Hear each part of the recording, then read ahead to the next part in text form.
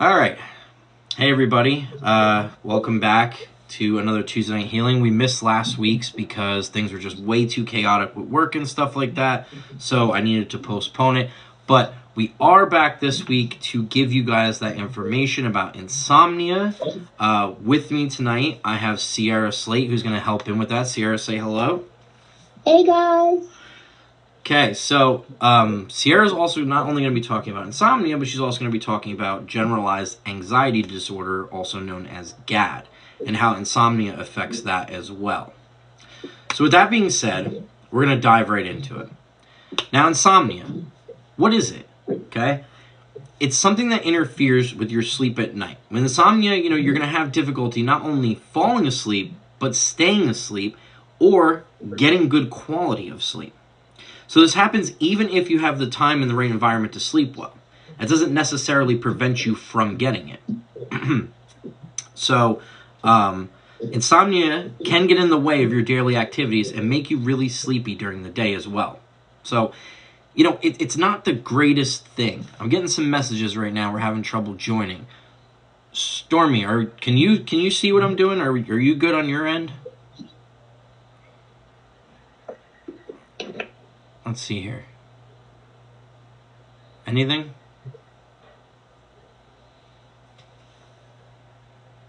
Stormy, are you out there?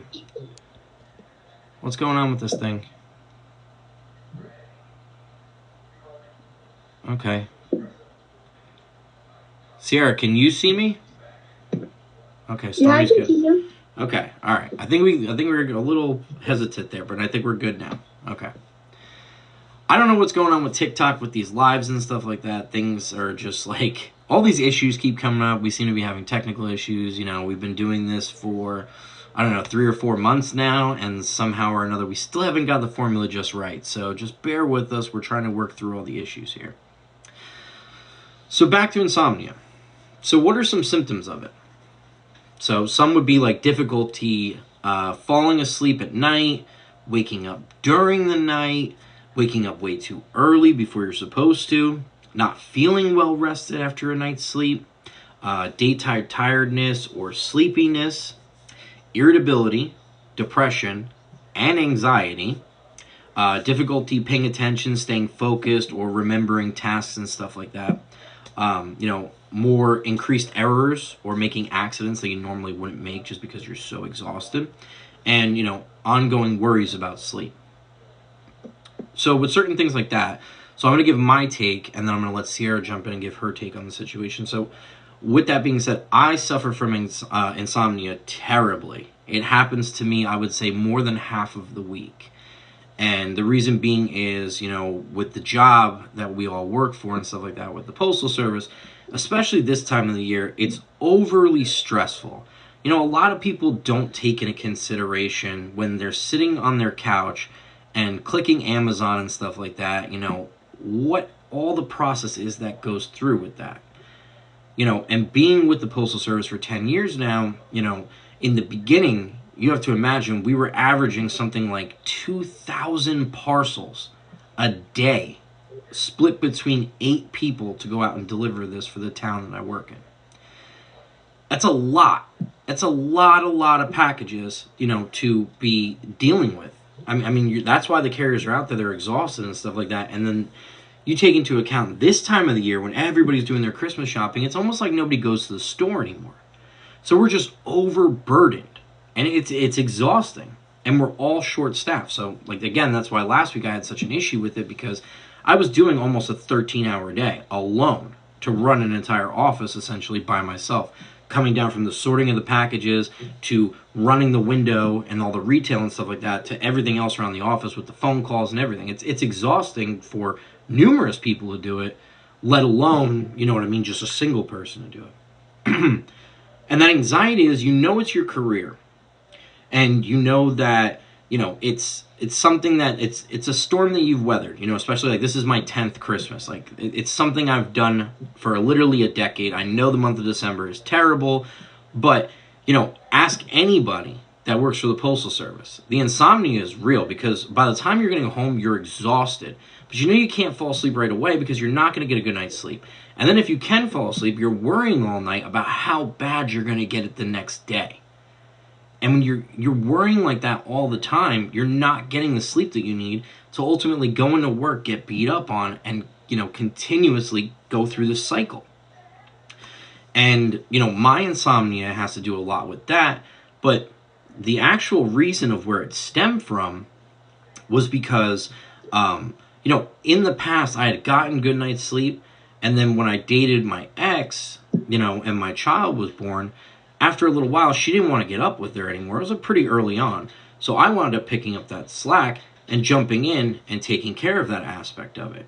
So, I was losing a lot of sleep between that and then my work shift starting at 6 o'clock in the morning that, it was a lot to readjust to and stuff. And it never left me. I would constantly be getting up, even when my daughter was sleeping through the night and stuff like that. My body just gotten so accustomed to it. Then, I had to deal with a lot of cheating, and the cheating would happen because she knew I had to wake up early in the morning, so most of it would happen at night when I went to lay down to sleep. And when you know something's wrong in the relationship and stuff like that, you're sitting there wondering the entire time, what the hell is going on? How can I fix this? And all that. So the thoughts of just going and replaying this, especially, throwing in with the borderline and stuff like that, it's going to create that atmosphere to keep you up all night long. And then you're going through that vicious cycle, the anxiety from work, and then overworking and stuff. It's just a vicious cycle that just keeps going, and it still affects me to this day. I mean, even this past Sunday, worrying about having to go into work on Monday, knowing full well that we were going to get killed, I was waking up every hour on the hour from midnight all the way till almost 5 a.m. Just waking up, looking at my clock, and being like, oh, I got a couple more hours. I can do this. And literally, like an hour later, same thing. Just it keeps repeating and repeating and repeating, and you're just exhausted. So that's how it's affected me in my life and stuff like that. I'll let Sierra jump in and give her point of view on that. So I have a generalized anxiety disorder, and I noticed that stresses that's lingering from my anxiety during the day is one of my biggest triggers of sleepless nights, of insomnia for me. And sometimes if I was having a hard time and stressful time at work, or I'd get into an argument or misunderstanding with a friend or a family member, I remember going home and trying to get through my normal routines. And then when it came to lying down in bed at night, the encounter or situation would be at the very center of my mind, and I would constantly worry about what happened, and my thoughts and my heart would be racing. And sometimes if I couldn't fall asleep, I'd end up on my phone and be scrolling through social media or something to try to distract myself from thinking about what had happened. And I'd glance up at the time, and sometimes it would be 1 o'clock in the morning, and I'd have to be up in a few hours for work. And then I would end up exhausted. Yeah, and it's a lot. It's a lot to deal with, especially when you have those thoughts racing and stuff like that. And then, like you said, it's a good example. Usually people jump on their phone and they're reading or going through social media and stuff like that. And then you're keeping your mind occupied, so you're not focusing on sleeping and stuff like that. And it only takes just one thing to scroll across, especially on social media, if you're worried about a significant other or a friend or whatever the case may be, to see something that's going to set you off in an even worse way. So you just made your insomnia 10 times worse because now your anxiety is really high, and damn well there's no way you're going to sleep. I mean, I can't say how many numerous times I went to work barely keeping my eyes open because of that lack of sleep from just being awake all night with worry or anxiety or whatever the case may be. So what causes this? Obviously, we gave examples on things in our own personal lives, but what are the general causes of this? So stress, obviously that's going to be one of the number one things. So concerns about work, school, health, finances, family, they're going to keep your mind active at night. And that's what's going to make it difficult to sleep. So stressful life events, or like we talked about our last live chat, trauma, such as a death or an illness of a loved one, divorce, or loss of job, that's also going to give you insomnia because you're not going to be able to sleep at night because it's going to be the only thing racing through your mind. In an active mind, you're not going to get that. So it could be another thing, travel or your work schedule.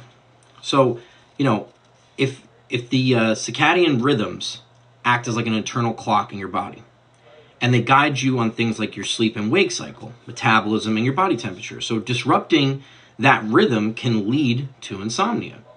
That can include like jet lag. I'm sure people have experienced that if you've ever traveled to a far place, especially if you're going from like the East Coast to the West Coast. You're used to that, like you're not used to that time change and everything. Your body's not accustomed to that yet, so it does take a little bit.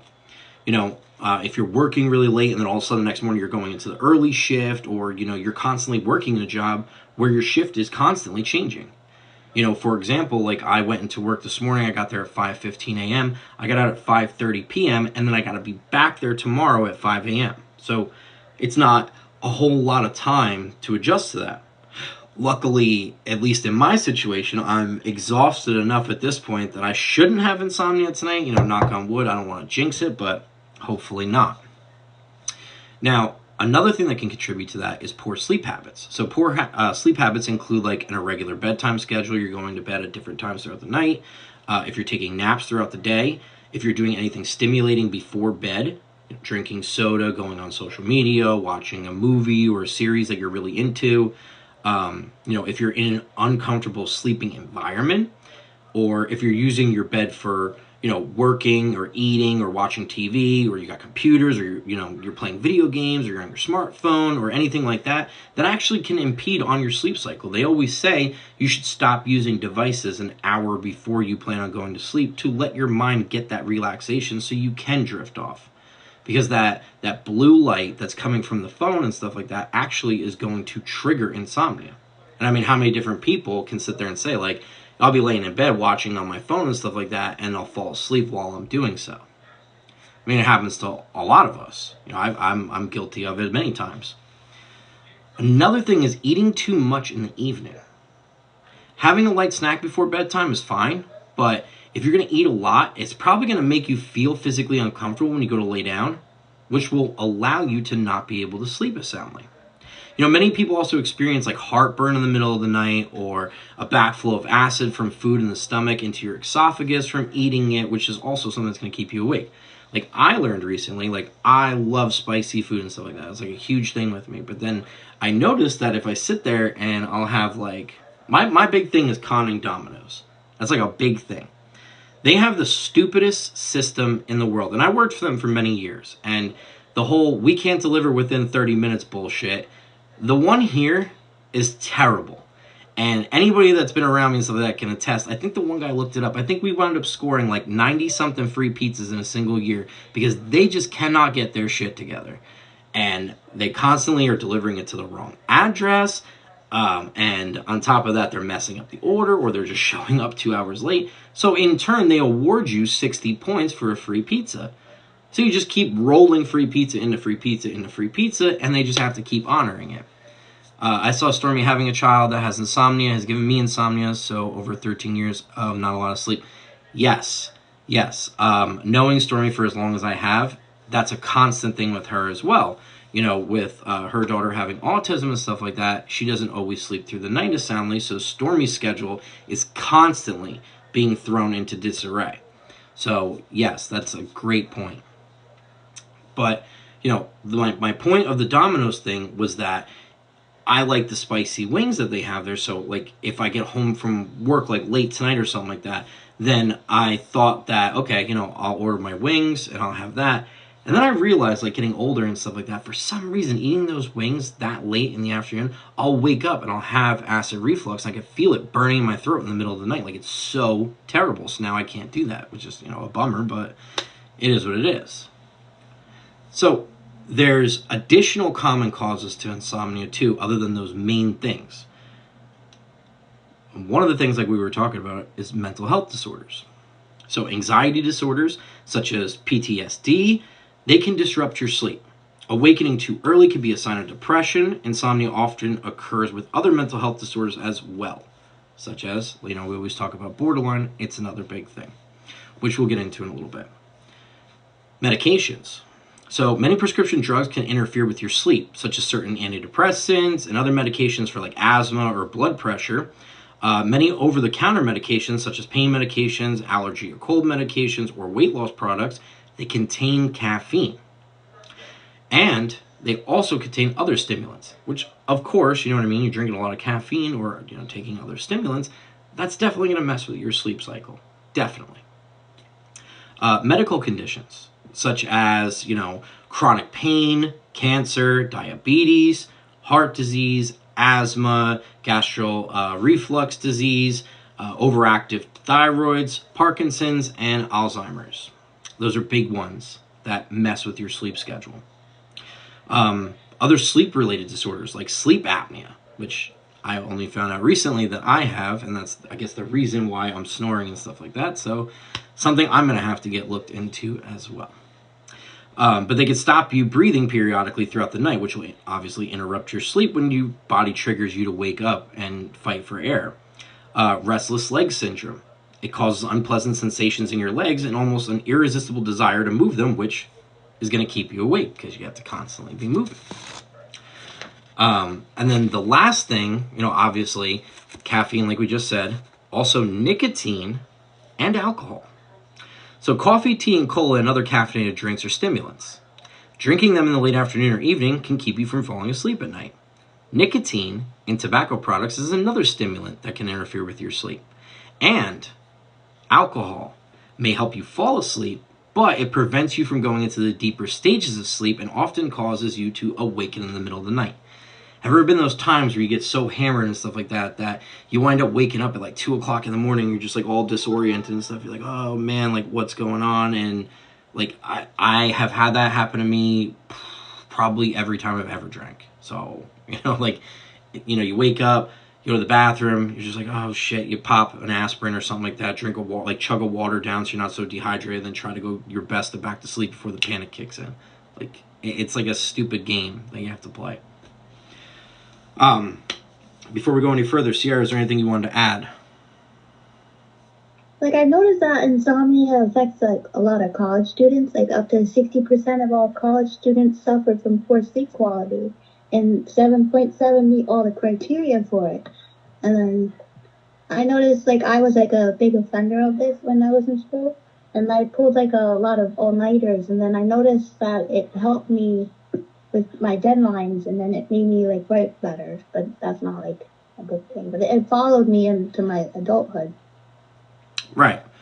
And you hear about that a lot too, like with college students, like abusing things like Adderall and stuff like that to stay up all night and stay focused to, meet the deadlines and the unrealistic expectations and stuff. And, there's a lot of people with that too. Unfortunately, in today's society, if you don't have a really good job, lines and the unrealistic expectations and stuff. And, there's a lot of people with that too. Unfortunately, in today's society, if you don't have a really good job, I saw how often she was getting up and how uncomfortable she was. So I can only imagine what that felt like.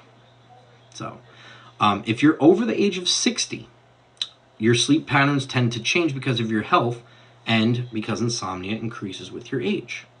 If you have mental health disorders or physical health conditions, many of those issues impact your mental and physical health, can disrupt your sleep, like we said before. If you're under a lot of stress, stressful times and events can cause temporary insomnia, but major and long-lasting stress can lead to chronic insomnia. So we have the acute and the chronic, which we will get into shortly.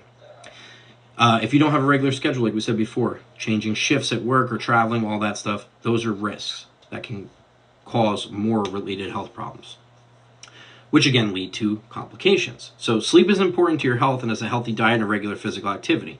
Whatever your reason for sleep loss, insomnia can affect both mentally and physical. People with insomnia report a lower quality of life compared to people who are sleeping well. So some of these complications could be, obviously, like we said before, a lower performance at your work or school, slowed reaction time when you're driving, which obviously will increase the risk to getting into an accident. Mental health disorders can create depression, anxiety, or even lead to substance abuse, because many people will sit there and abuse alcohol or something like that to go to sleep, when the reality is the alcohol is not letting you go deep enough into your sleep, and is actually going to increase your insomnia. So it'll help you fall asleep, but it won't help you stay asleep. You'll have an increased risk of severity of long-term diseases and conditions such as high blood pressure or even heart disease. So that's another big thing. So Sierra, is there anything you wanted to jump in on before we get into prevention? No, I think that's okay. Okay, so prevention. How do we prevent this insomnia? How do we finally get some relief? A good sleeping habit. That is the number one thing that's going to help promote your healthy sleep so you don't have to deal with this. So what can give me that healthiness? We got to keep your bedtime relatively the same and your wake time relatively the same consistently. That doesn't just mean Monday through Friday. That also includes Saturday and Sunday. You have to stick to a schedule. If you deviate from that schedule, it's only going to cause more problems. Obviously, people do things. They go out on the weekends, they go away, stuff like that. It's impossible to keep that perfect schedule. But the more consistently you can make it, is the better off you'll be. You also got to stay active. If you're regularly active, that's going to help promote a good night's sleep. If you're just sitting around the house all day watching TV and taking naps and stuff like that, you're not going to get a good night's sleep later on. You know, you have to stay active. So when you wake up in the morning, have like a light breakfast. Do something active throughout the day to keep your mind active, to keep your body active, to make you tired, so that way when it comes time for you to relax, you'll have that easier transition to go to sleep. Before you go taking any medications, check. Look at the symptoms. See if they cause any sort of insomnia. And if they do, speak to a medical professional and stuff like that and see if there's a way to rectify that so it doesn't disrupt your sleep patterns. Try to avoid altogether or limit the amount of naps you take throughout the day. If you're just sitting there napping all day like I typically do on Saturdays because I have nothing going on, it's obvious why when Sunday night comes along, I have so much anxiety and I'm not sleeping at all, and it makes Monday's work a real bitch. Avoid and limit your caffeine, nicotine, and alcohol. Because again, like we said before, those things are all major benefactors as to why you're not sleeping at night. Another thing, avoid large meals and beverages before bedtime. I guess I have to take my own advice to stop gassing up on water and stuff before I go to sleep, but I'm one of those people, I guess because of my sleep apnea, that I wake up with a dry throat. And living in this house that was built in 1926 with the old radiator heaters, it's like sleeping in the devil's fucking armpit every night. So you're sitting there constantly waking up choking because of how hot it gets in this house. And it's such a dry heat, it's unbearable sometimes. Like even in the winter here in New Jersey, I'll sleep with the windows open. It's like 30 degrees outside just so I can breathe at night. And my bed actually is right next to the bay window, so I have that cold air on me all night because on the other side of my bed is the radiator right behind my head, and it's so unbelievably hot. And you turn it off, you know what I mean? You're like, okay, just turn it off. No, the other rooms in the house that have it on and stuff like that, the heat kind of lingers on that level. And it's like I said, it's a devil's armpit, like you're just stuck. You got to make your bed in your bedroom more comfortable for sleep, and only use it for sleep. Don't be like me and turn it into a small apartment where you have your TVs and your lights on the ceiling and stuff like that, your speakers, your obvious office where you do your live chats. That's not good for sleep. And I'm saying all these things and I'm just like, wow, like I'm doing all these things. It's no shit why I can't sleep at night. Create a relaxing bedtime ritual, such as take like a warm bath or something like that, or read a book, or maybe listen to like soft music. Like for me, a big thing was listening to the rain, because every time I would go sleep at my mom's house when I was younger, I was so uncomfortable going there that I would hope. And there was one time in particular, like I was like super uncomfortable, and it just happened to be raining, and my window was open, and my bed was also next to it, and just like listening to it and stuff, and that memory just stuck with me because of how uncomfortable I was being there. But somehow or another, that like soothed me to sleep, and it carried with me into adulthood. So it was just something that always stuck with me that, you know, it helps. But that ambient noise and stuff like that, I've heard from a lot of people that that's a really good thing for them to kind of get into that mode. And, you know, if you plan it out, like I have to be asleep by 9, get into bed at like 8:15. Do your ritual. Read a book. Stay off your phone. Listen to that ambient noise or that light music or whatever the case may be. And just relax. Breathe. Meditate. Just get in your zone and you'll get it. So before I jump in to the BPD aspect of all this stuff, I'm going to let Sierra jump in and talk about the general anxiety disorder and how that's affected with insomnia. Okay, so generalized anxiety disorder is defined as chronic, excessive, and pervasive anxiety or worry that lasts for more than 6 months. And then the anxiety and characteristics of GAG often interferes with the ability to sleep and leads to insomnia.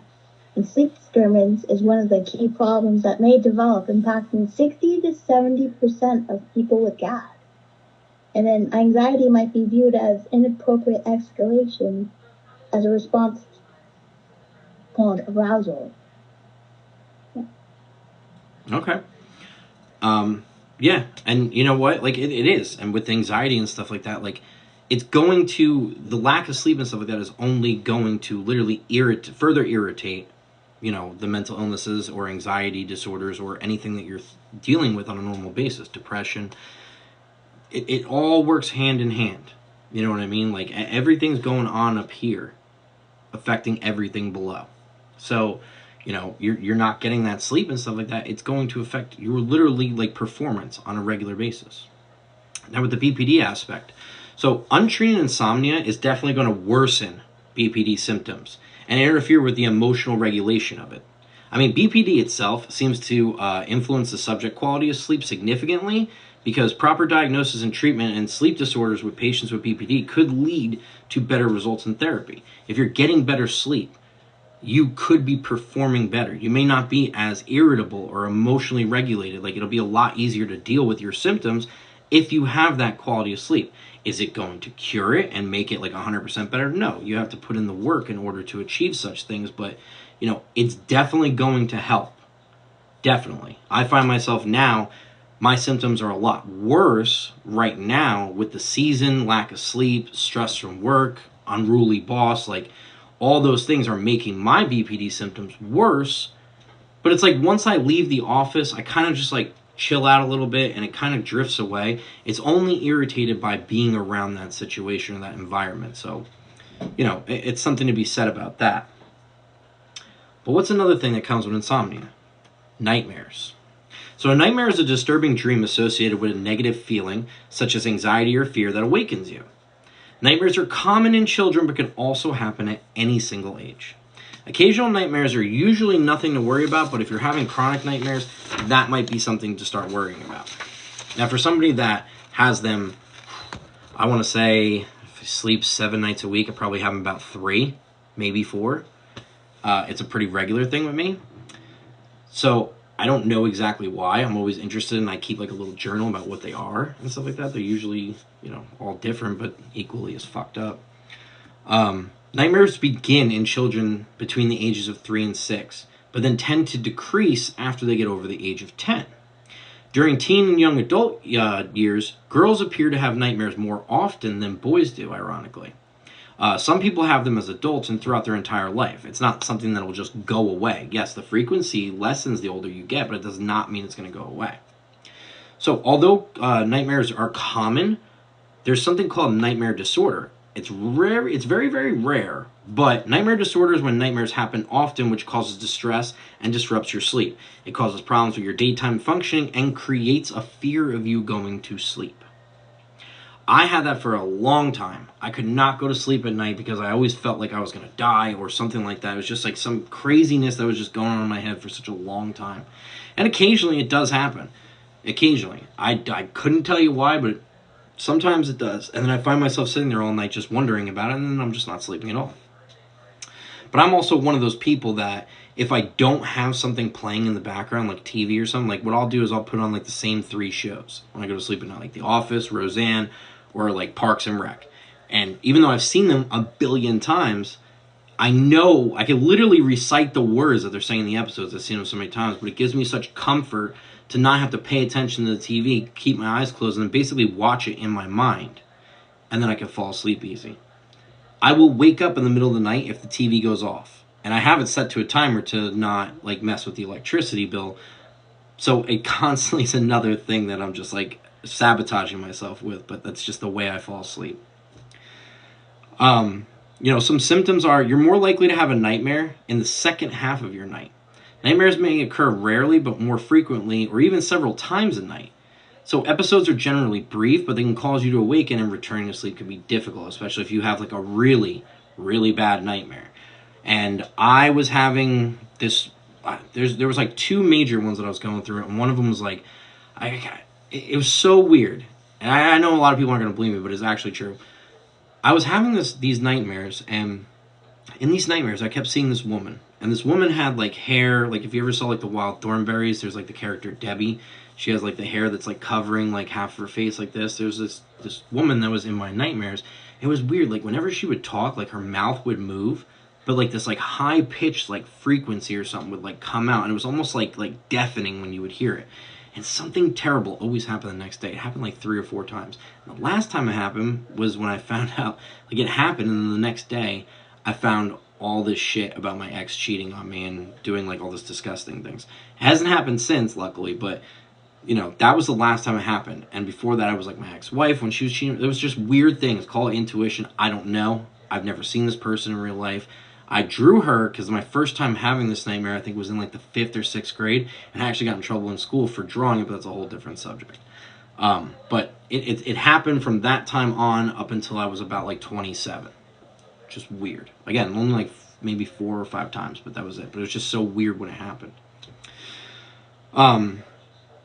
So your nightmare, basically like some things that it could feature. So your dreams seem vivid and real, and they're very upsetting, and they often become more disturbing as the dream keeps going. Like the longer you're in the nightmare, it keeps like turning into a thing. But it's interesting because like you don't remember getting there, and then like if you're gonna die or something like that, you always wake up.